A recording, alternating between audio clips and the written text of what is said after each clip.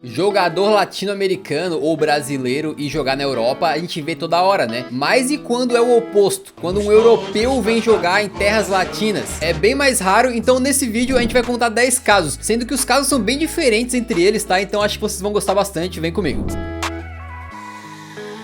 A gente começa com um caso de um jogador que tá longe de ser um dos grandes aí, mas que vale menção porque é muito curioso, né? É o espanhol Fran Mérida. Ele foi formado em parte nas categorias de base do Barcelona, só que o Arsenal cresceu o olho pra cima do garoto, foi lá, fisgou ele, então ele também fez parte de categorias de base no Arsenal e se formou por lá, né? Virou profissional lá. E era um jogador na época cercado de muita expectativa, tanto é que ele chegou a renovar o contrato com o Arsenal uma época e fez o Arsène Wenger dizer as seguintes palavras: ele é um jogador absolutamente fantástico. Mas como muitos jovens hypados, ele não só não atingiu o seu potencial, como começou a rodar legal, né? Passou por times espanhóis como a Real Sociedad e o Atlético de Madrid, teve uma passagem pelo Braga de Portugal e depois até pelo pequeno Hércules da Espanha, antes de naturalmente fechar com o Atlético Paranaense. Exatamente. Imagina os torcedores do Atlético Paranaense vendo essa notícia, né? O Atlético fechou com o espanhol que jogou por Barcelona e Arsenal. Ih, rapaz, contratamos o Cesc Fábregas.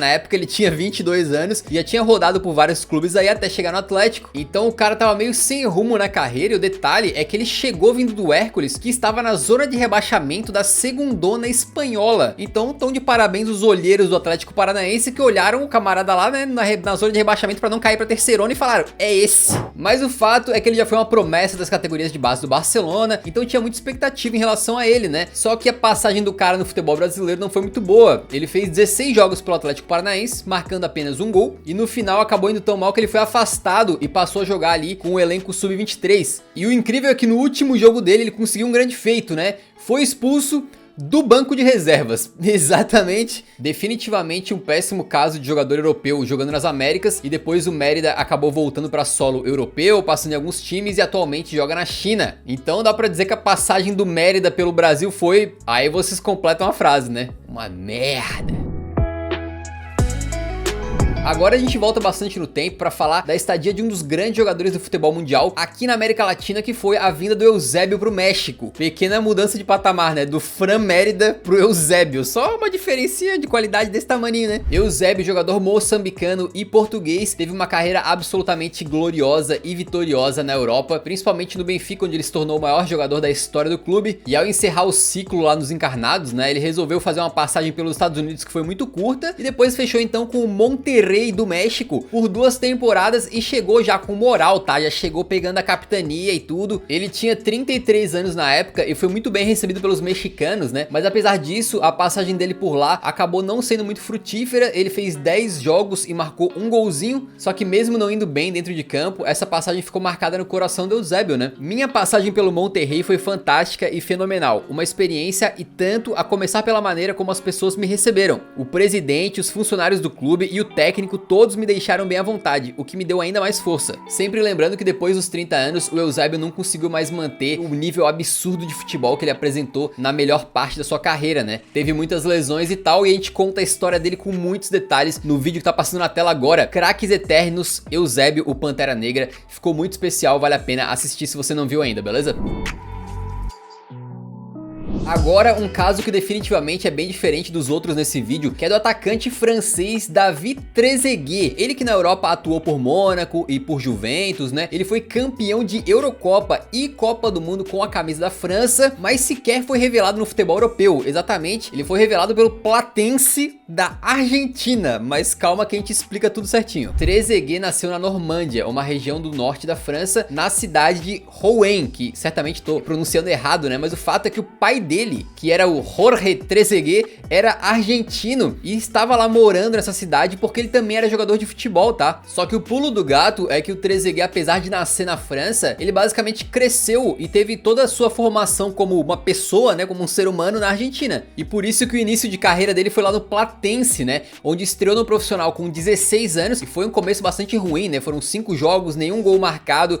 o que se justifica pela idade, é tranquilo, mas também nenhuma vitória, né? O time não tava em boa fase, só que mesmo assim, em 1995, ele foi pra França buscando um novo desafio aí, né? E o Mônaco abriu as portas pro cara. E o resto é história, ele foi muito bem na Europa, tá? E como a gente disse, muito vitorioso com a seleção da França. Mas já aos 34 anos, o Trezeguet resolve voltar pra Argentina, pra jogar pelo clube que ele aprendeu a amar, que era o River Plate. E a passagem dele por lá durou apenas uma temporada e meia, né? Não foi muito longa, mas foi muito histórica, porque o River Plate estava na segundona quando o Trezeguet saiu dos pés dele, né? Os gols aí que deram o acesso para a primeira divisão novamente ao River. Ele fez 13 gols em 19 jogos naquela edição do campeonato, né? Foi muito importante. E depois acaba saindo, fazendo um empréstimo lá pro Newell's Old Boys, também da Argentina. E aí você fica pensando, tá, com tudo que tu contou aí, né? A verdade é que o Trezeguet é mais argentino do que francês. Pois é, amigo, é exatamente isso. Ele mesmo confirmou. A verdade é que meu sangue é argentino. Eu, por dentro, sou argentino 100%. Ah, mas se ele é argentino, como é que tem o nome Trezeguet? Era uma coisa bem antiga, tá? Era o tataravô dele que tinha esse sobrenome aí. Mas a família mais próxima era da Argentina. O próximo nome da lista também envolve um jogador indo pro futebol argentino, só que uma relação bem diferente, assim, também de amor, mas não assim de eu amo esse clube desde pequeno, e sim mais de eu aprendi a admirar esse clube. Daniele De Rossi foi um grande ídolo da Roma, né, e jogou por 17 anos lá, até que resolveu então cumprir aí, alcançar o seu sonho, que era jogar no Boca Juniors da Argentina, exatamente. Ele chegou dizendo lá que gostava muito do Boca desde criança por causa do Maradona e por causa da icônica La Bombonera, né, o estádio do Boca. E pra lá ele foi então. Foi muito estranho na época, porque ele tinha 36 anos, tinha tudo pra se aposentar na Roma como aquele cara que jogou a carreira inteira num clube só, né? Mas não, foi pra Argentina, só que a passagem dele no Boca não foi muito boa, porque ele sofreu muito com lesões e no final das contas acabou fazendo apenas 7 jogos, mas mesmo jogando pouco, o De Rossi acabou virando ali uma figura carismática na cidade de Buenos Aires, porque ele era um cara muito simplão, mano. Então não tinha esse negócio de ser famoso, não. Ele saía andando pra ir no supermercado fazer compras com a família, saca? Tirou selfie com um torcedor no meio do trânsito, é uma coisa meio louca, assim, ele tinha um carinho pela cidade e a cidade, os torcedores do Boca, por ele, né? Eu vou me aposentar do futebol e faço isso em um clube que ganhou um pedaço do meu coração. Deixo pra trás meu esporte, minha paixão e meu trabalho. E voltando para os casos do futebol brasileiro, a gente tem o jogador espanhol Juan Fran, que jogou por muitos anos no Atlético de Madrid, onde virou ídolo, né? Uma bela carreira que ele fez por lá, e foi parar no São Paulo. Mas como de acho isso aconteceu, né? Diz a lenda que é o seguinte: o Diego Lugano, diretor do São Paulo, uruguaio, contactou também o uruguaio Godin, que é ex-Atlético de Madrid e tinha jogado, obviamente, por muito tempo com o Juan Fran, para fazer o meio de campo ali. Então o Lugano acionou o Godin convenceu o Juan Fran e o Juan Fran foi jogar no São Paulo. E apesar da badalação, né, pô, um jogador que atuou em 2 finais de Champions League, ganhou títulos pelo Atlético de Madrid, foi um negócio que não deu lá muito certo. 56 jogos pelo São Paulo, um número até bastante razoável, mas ele chegou no final de 2019 e acabou indo embora no comecinho de 2021. O clube não teve muito interesse em renovar o contrato e tal, e depois ele resolveu se aposentar. Detalhe que o Juan Fran poderia ter sido campeão brasileiro no São Paulo, né, porque ele fazia parte daquela equipe comandada pelo Fernando Diniz, que chegou a abrir um espaço na liderança do Campeonato Brasileiro e depois deixou o título escapar, né? E olha que de deixar o título escapar meio que o Juan Fran entende, tá? E uma curiosidade bem maluca pra contar pra vocês: uma vez eu tava numa espécie de Uber que tem aqui em Alicante, na Espanha, onde eu moro, e aí comecei a conversar com o cara que tava dirigindo, né? Ele falou: ah, eu tenho um primo que jogava no futebol brasileiro, jogava no São Paulo. Aí eu, quem que é, né? Aí segundo o maluco era o Juan Fran. Então eu já estive num Uber, né, do primo do Juan Fran, que diz a lenda mora aqui no estado, né, digamos assim, na província aqui onde eu resido. Tá aí um rolê aleatório que eu contei com mais detalhes nesse card que tá passando aí pra quem quiser ouvir história, né?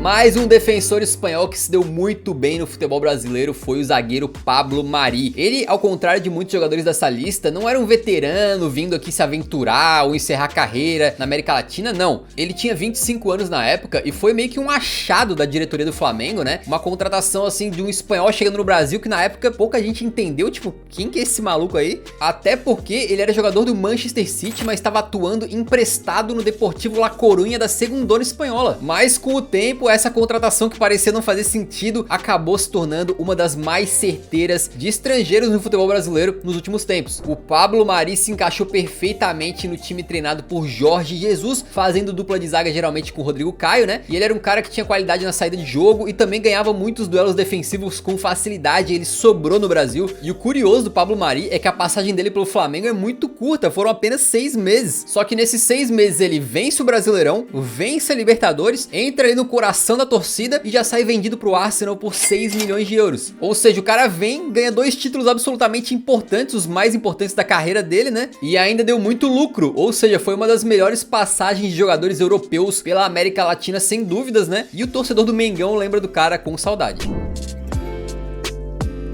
Agora a gente volta pro México para falar de André Pierre Gignac. Ele que em 2015 saiu do Olympique de Marseille da França de graça, né, a custo zero, para assinar com o Tigres do México, em mais uma transação que parecia muito louca na época e também não era assim como se o Gignac tivesse mausaço na Europa, fosse um refúgio de time, não. Ele tinha recém sido vice-artilheiro do campeonato francês, metendo mais gol que Ibrahimovic e Cavani, tá? Então, cara, parecia uma daquelas contratações bizarras de Football Manager, né? Mas no final das contas, a verdade é que deu muito certo. Atualmente o Gignac continua lá no Tigres, né? Tem mais de 300 partidas pelo clube, mais de 180 gols marcados e venceu 8 títulos, incluindo a Champions League da CONCACAF, amigo. Ele virou ídolo absoluto por lá e ainda por cima ganhou projeção internacional quando o Tigres foi pro Mundial de Clubes e eliminou uma certa equipe verde de São Paulo, fazendo golzinho único da partida e por algum motivo ainda zoando o Palmeiras no Twitter, né? Depois, cara, o cara é meio doido. Esse é sem dúvidas também outro dos melhores casos que a gente pode apontar de jogador europeu vindo jogar na América Latina. E ele também faz dupla agora com outro francês que foi pra lá, exatamente, o Thauvin. Em 2021 o Tigres falou, pô, se a gente acertou uma vez, por que não tentar de novo, né? E de novo trouxeram um francês do Olympique de Marselha a custo zero. Detalhe que o Thauvin na Ligue 1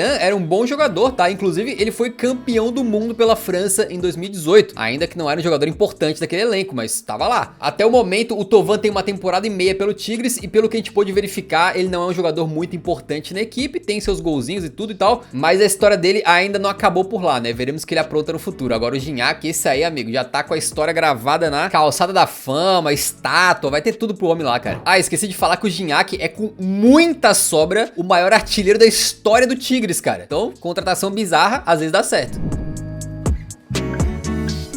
E outro caso emblemático desse vídeo é a estadia de um histórico meia holandês do Rio de Janeiro e claro, estamos falando da passagem de Clarence Seedorf pelo Botafogo. O Seedorf é só, tá, o único jogador na história a vencer Champions League por 3 clubes diferentes. Ele fez parte de um meio campo histórico do Milan, no seu auge era um cracaço de bola, tá? E aí depois de um longo tempo negociando a sua ida pro Botafogo, acabou que rolou. E pra lá ele foi então em 2012, uma negociação muito grande pro futebol brasileiro. E aí você se pergunta, por que o Seedorf, né, um cara desse tamanho, resolve vir jogar no Botafogo? Bom, a questão é que é a seguinte, ele é casado com uma brasileira que é torcedora do Botafogo, então isso aí deve ter ajudado um pouquinho, né? E mesmo aos 36 anos, o Seedorf esbanjava técnica no futebol brasileiro, e era um daqueles veteranaços que sobram assim, saca? Ele era muito acima da média. Fez 81 jogos e 24 gols pelo Glorioso, e pôde vencer aí um campeonato carioca e também ajudar o Botafogo a voltar pra Libertadores pela primeira vez em quase 2 décadas, antes de se aposentar na correria pelo Alvinegro pra virar treinador do Milan, o que deu bem errado, tá? Spoiler. Mas se o torcedor do Botafogo lembra com carinho do Seedorf, uma coisa tem que ser dita aqui que não pode passar batido, tá? Em mais de 800 jogos na Europa, o Seedorf, que sempre jogava de terno, né, jamais tinha sido expulso, mas isso mudou no Brasil, porque numa partida do Cariocão, parece que ele foi substituído, o juizão mandou ele sair de campo por um lado, ele saiu pelo outro, tomou amarelo, foi expulso. Puro suco de Brasil, né, velho? Não tem jeito.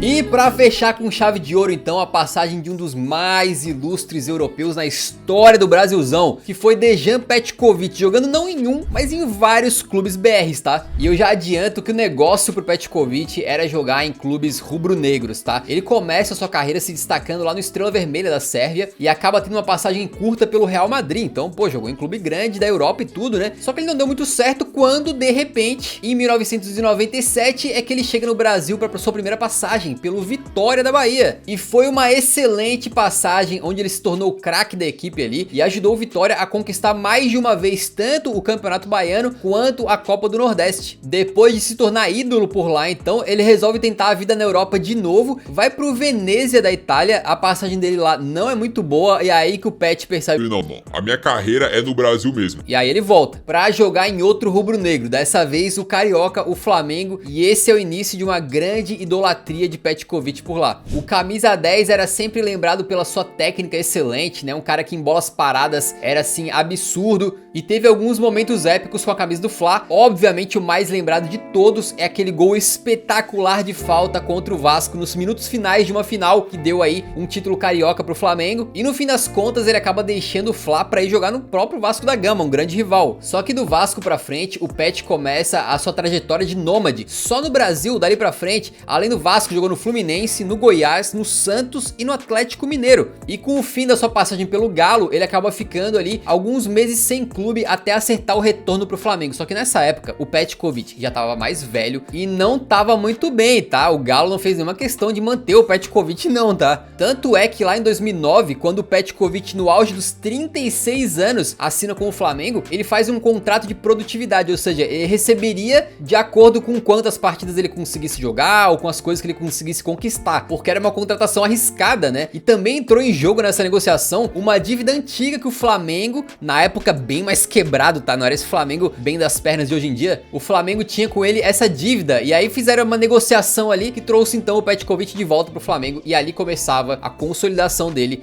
como um grande ídolo rubro-negro. Isso porque ele jogou demais naquele ano de 2009, fazendo uma dupla muito especial com o Adriano Imperador, e mesmo veteranaço, ele parecia no seu auge. Ele estava completamente possuído, tá? Era um mago da bola naquela temporada, inclusive chegou a fazer, por exemplo, naquela edição do Brasileirão, 2 gols olímpicos, amigo, contra Palmeiras e Atlético Mineiro. Ajudou a tirar o Flamengo da fila, levou um Brasileirão pra casa e marcou a história e a mente, o coração de muita gente. Eu, na época desse título aí, tinha 19 anos, tá? Eu nunca tinha visto na minha vida o Flamengo ganhar um título de maior relevância como Brasileirão. E quando a gente ganhou, lágrimas escorreram dos meus olhos e muito disso foi graças a Dejan Petkovic, o sérvio mais brasileiro de todos, que mostrou para os jogadores europeus que felicidade não se encontra só no velho continente não, pô. Venham jogar na América Latina, caramba. E talvez ainda mais importante do que o título brasileiro tenha sido o fato de que Petkovic no Flamengo gerou esta linda canção. Nós temos o Imperador, também temos o Pet, o rei do gol olímpico, o goleiro nem se mexe. Olha o golaço do Pet. É o Pet, é o Pet, é o Pet, é o Pet, é o Pet, é o Pet, é o Pet, é o Pet. Se você curtiu o vídeo, por favor, deixa o like antes de sair, que isso ajuda muito o nosso trabalho. O vídeo assim é divulgado pra mais gente, beleza? E a gente espera muito que você tenha gostado, então valeu por assistir até o final. Nos vemos no próximo, um grande abraço, falou! É o Pet, é o Pet, é o Pet, é o Pet, é o Pet, é o Pet, é o Pet, é o Pet, é o Pet, é o Pet, é o Pet.